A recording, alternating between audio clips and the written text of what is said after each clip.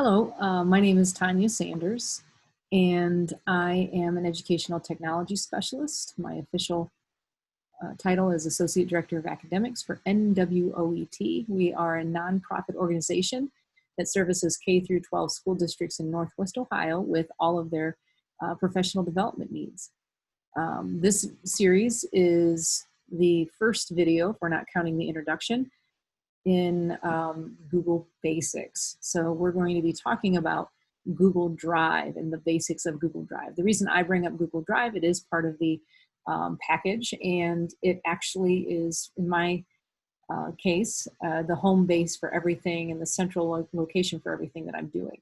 I'm going to be talking about what Google Drive is and what it does, navigating to it, organizing your Google Drive and keeping it nice and clean with folders, things that you can do within your Google Drive, and all of the shareable options within that. So I'm going to open a brand new tab, and I'm already logged in, and if your students are using Chromebooks, they're also already logged in. And to navigate to Google Drive, and Google Drive is basically a digital hard drive, stick, what do we used to call them? Basically an external drive that you plug in, but it's with you all the time, so it travels around with you. So it's a hard drive that's virtual, that's in the cloud. We can finally navigate to the cloud and save things within that. And the way that I get there is I go to my waffle, and then I select this Google Drive. Now I'm already logged in. If I'm not logged in, it won't have my icon there. I can just hit Drive, and it'll ask me who I am and how to log in, and who to authenticate as. So in this, this view, this is my drive. Like I said, I use it like a virtual hard drive. I save everything to it. I create folders. You can see that all of them are labeled. It'd be labeled just the way I would do it on my desktop if I were saving things on my desktop. But I upload everything and save everything to my Google Drive, just like a flash drive in the good old days.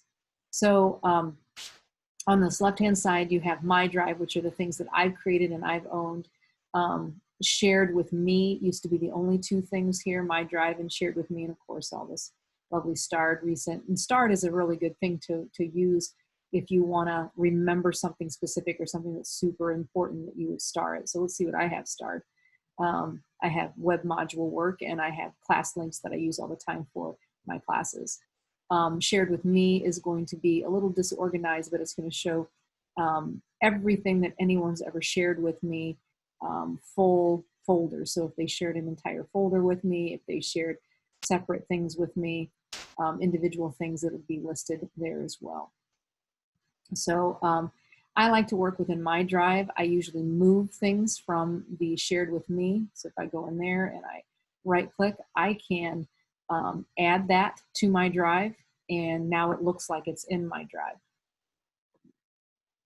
Within my drive, in my folders, so I'm going to show you how I organize things. These are all of my online classes, or specifically to a school district that I work with. So I'm going to go into a folder. Hopefully it'll show you some depth. That one has nothing in it, so probably a bad one to go to at first. So I'm going to go to Findlay City, and here are all the documents associated with their online course materials. I do have a YouTube series folder, and then that's broken down into all the courses that I've created. So Google Core, and then I have my basic videos integration. So I organize everything very tightly in there. If I select that folder, I can do additional things up here. So I could share this entire folder with someone. I could delete it. I could also move to add to starred, change colors. I can do a whole bunch of stuff to that. To share that with someone, this is the window that pops up for sharing. And it shows that I'm the owner. It shows that all these people can edit it. And I can also add people. So as soon as I start to type and put that person's name in there, I can send a message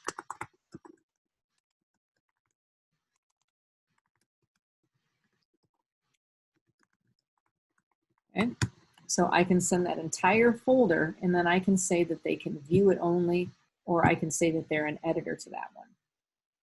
As soon as I do that, it would question if I really want to share it with that individual, and then I would proceed to send it. Now, I can also get a link. This is one of the things that not many people understand about Google Drive, that I can copy that link, and right now I have my settings set to anyone on the internet with this link can edit. They have to sign into a Google account to be able to do that. So I'm going to say I'm done with that. But I'm going to show you another way. So if I want to share my presentation with you guys, all I have to do is right click on it and then say get a shareable link. Right now, link sharing is on. It's green. I know it's good to go. Here's my link. It's already copied it to the clipboard. And my settings say anyone with the link can edit. There's other things that it can say. It can say anyone with the link, restricted, or anyone at NWOET can look at it. But right now it's set to anyone with the link. So I'm going to hit done on that. But that's pretty important to me, to be able to give them edit access, view access, or to be able to look at it just via a quick link. The last thing that I want to show you in Google Drive is the shared drives.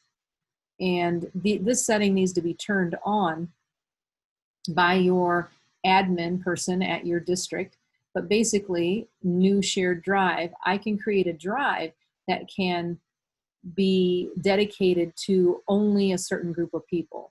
You can do that with a folder as well, but it's nice to be able to delegate a specific area that's a drive that has better security, different securities associated with it. And then within that, you can create folders. So if I click on this, it'll open it up on my right side, and you can see that it has lesson plans, folders, clip art, all these things, schedules. Then it even has some loose things that people have saved within there.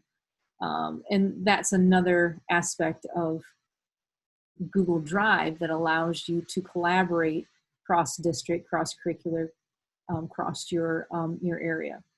So those are the basics of Google Drive that I wanted to show you, and we'll continue on with Google Docs.